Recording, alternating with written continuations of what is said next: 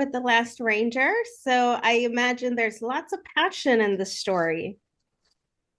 Yeah. Hi, There's Nancy. Thanks for having us. We're excited. You go a first, lot of David. passion. Hi, Tant and Nancy. How's it, Sins? How you doing?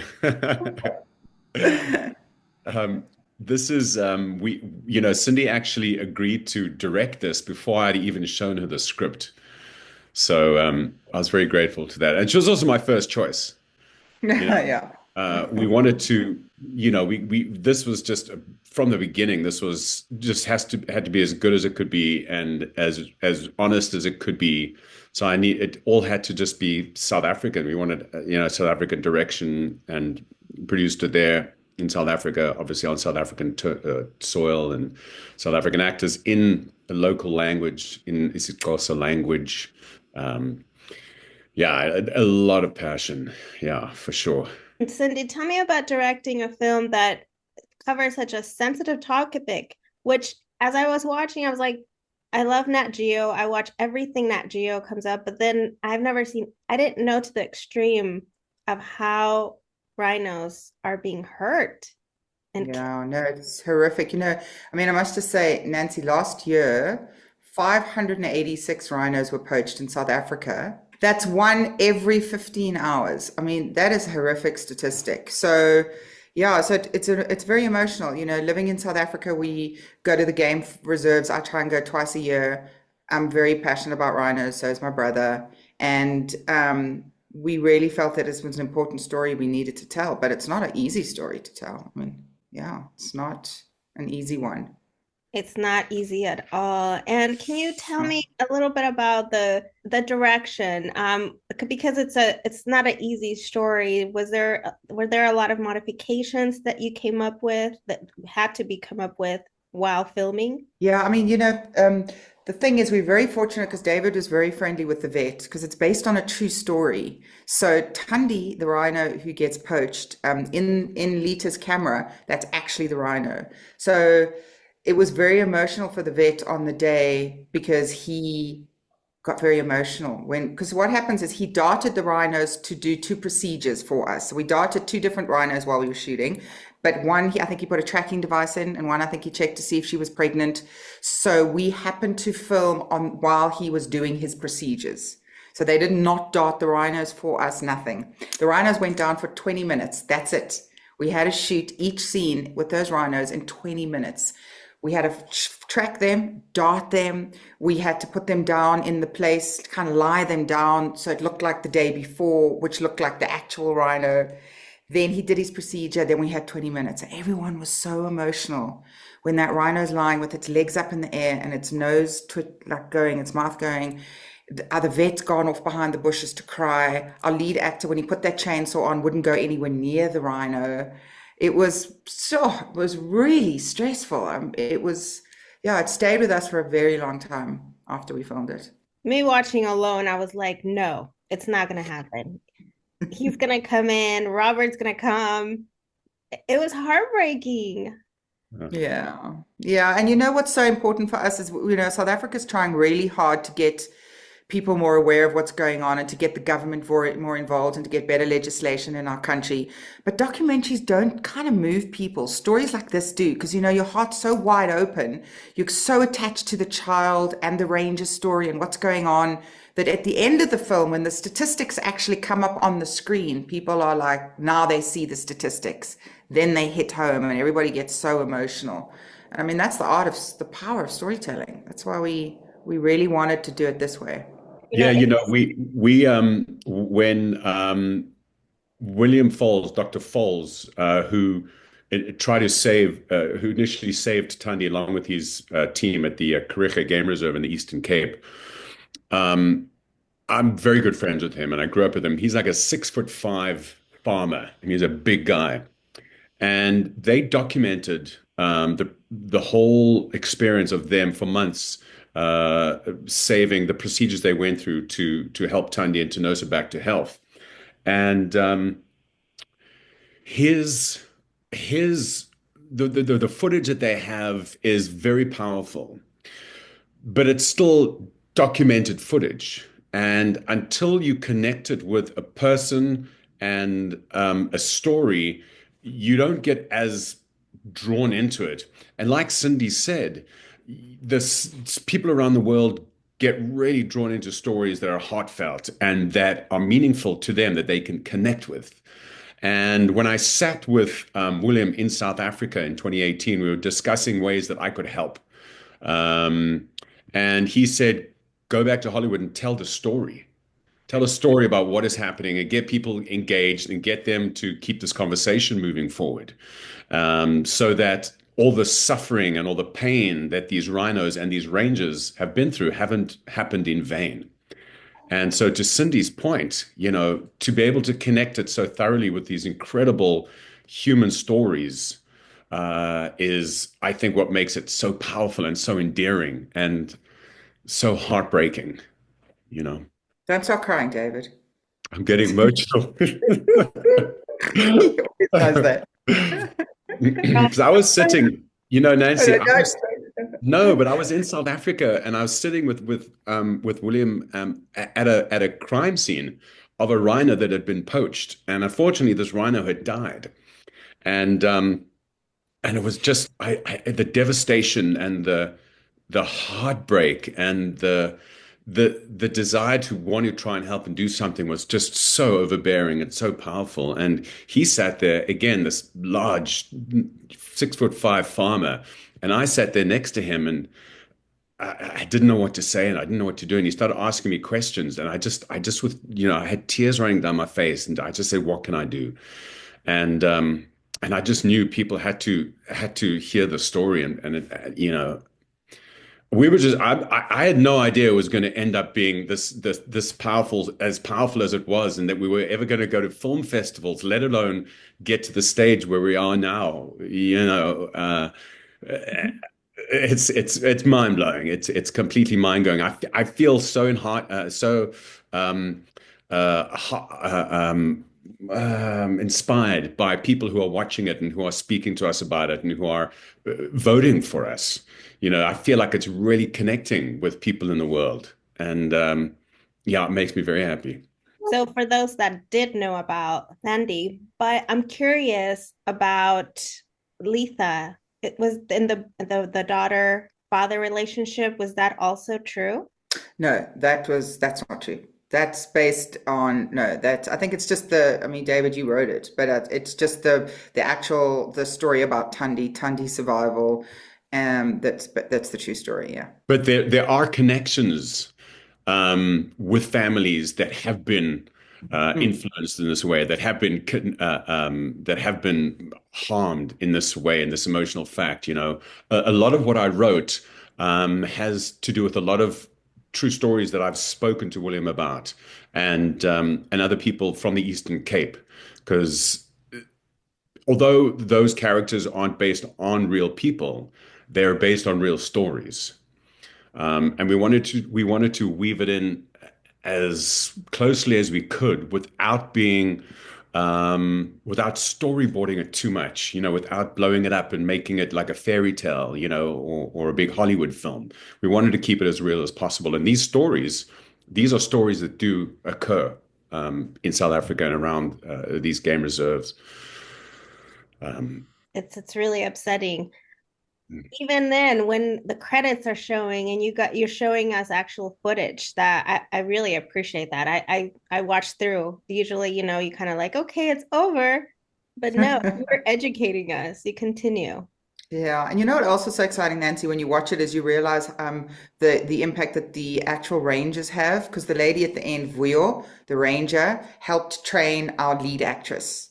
So our lead actress had never worked with rhinos before, didn't really know what it was to be a ranger. So when we all arrived on set, Vuyo spent a bit of time and explained to her why she puts her life on the line to protect the rhinos. How for her it is her family. It's like no one else is going to protect the rhinos if she doesn't do it. She's the only person between the poacher and the rhino. And the Avumile said spending that time with Vuyo really made her understand the role that she was playing a lot better. And you're also letting us know that it's not only the rhinos, but the rangers that are also out there trying to save them. They're getting Yeah, yeah, Yeah, it's really frightening. And South Africa, as I said, we need to change the legislature because we need to more, the poachers aren't going to jail enough. A lot of them get away with it, even if they're killing the rangers, never mind just so we know the legislature needs to change, not just to save the rhinos, but to save the poachers, to save the community, to save the rangers, to save the communities. So we really are getting this conversation going again, which is very exciting. Yeah, the danger of the rangers is very prolific, to the extent where cartels are now actually targeting the rangers' families in broad daylight. So rangers and their families are in critical danger given any time of the day now. It's gotten that severe. But that also means, though, the upside of that is that they're starting to feel the effect of the work that's been put in by these anti-poaching rangers and by these units who are out there in the bush and who are putting everything into protecting these animals. And in doing so, they're protecting their community because what they're bringing to the community is a sense of pride. Obviously, and particularly the women who are now becoming rangers, they're supporting their families. They're teaching their kids. They are bringing this sense of environmental education into the villages and into their families, and it's a beautiful, beautiful groundswell of everybody's community and villages coming together to empower themselves and lift each other up, to protect not only the rhinos, but to protect their own existence and their environment, and in so doing, protecting the country. South Africans are very proud, proud people, and we want to be there as best we can, for the animals, and ourselves, I guess. So that's why it touches in the shot, the scene where he's about to like pin the rhino. He's like, think about your family. Yeah, That's where it absolutely. comes The from. funding that some of these guys will be given, if they get pulled into a poaching unit by a cartel member, by one of these guys who come into those villages, the amount of money that they'll be given will feed their family for a year. And so they don't see beyond that. They just see, okay, all right, this is amazing. I can feed my family because I don't have a job right now. I think there's something like 36% unemployment in South Africa at the moment. Um, there's a sense of desperation and a need to provide for your loved ones, and it's a heartbreaking choice that they have to make. Well, Litha says you're not strong. Oh, That was heartbreaking. yeah, yeah, that shock of seeing her. I don't want to give away too much. You're careful now. Sorry, I was suddenly gonna go on, but Oops. Yeah. yeah, there is that sense of this child and this confrontation and this love for her father, and I think I'll leave it Which is there. why I must say, I think why this film is so powerful as well, Nancy, is because it's uplifting. It isn't oh my gosh, I want to stab myself. I hope you didn't feel like that when you finished watching the film, because the whole idea for us is that there's hope. She's passing on the beacon, she's passing on the flame, and somebody else is going to carry on her passion and look after the rhino. Oh, did I say too much again? But yeah, we want people to feel positive at the end of the film. We want people to believe that they can make a difference and change can happen and everything can Yeah. be okay. Yeah. And now you leave us wondering the whole behind the rhino horn trade. I mean, is this for people that, especially maybe some that just feel like they don't have big enough balls, ovaries? I apologize the vocabulary, but it's just so upsetting. Yeah, Yeah. and rhino horn is keratin. It's the same substance that our nails are made of. But there is this particularly in Asia, there is this um, theory that money and power can buy you anything, and along with that, it can buy you rhino horn, which will make you incredibly sexually aroused, and it'll give you a lot of strength, and it'll build you up in all these phallical ways that just aren't true, and so it's an urban legend in the sense of what it can do for you, and it does absolutely nothing for humans. But it's people with money and people, they just they want what they can't have, and for them, this is a big no-no. So they'll pay as much as they can for it, and it does absolutely nothing for them. But until everybody everybody else gets educated going up into those echelons of those money, and until people's egos can get uh, dampened, I suppose, or the myth can be dispelled. It's going to be a fight, and it's a fight with the American government are stepping in and helping as well. They're working with South African governments and law enforcement, and there's a mesh of people who are out there helping and who are doing things. So, like I said, the end of the film, you do have hope. And Cindy's right. There is something that we can do. It's not too late. Well, thank you for your time. Congratulations, and your short film that is listed of one of the 15 right now. That just says how much your hearts you're touching.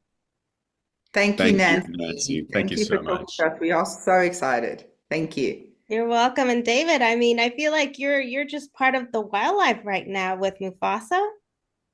Yes, the wildlife. Mufasa, man. Wildlife.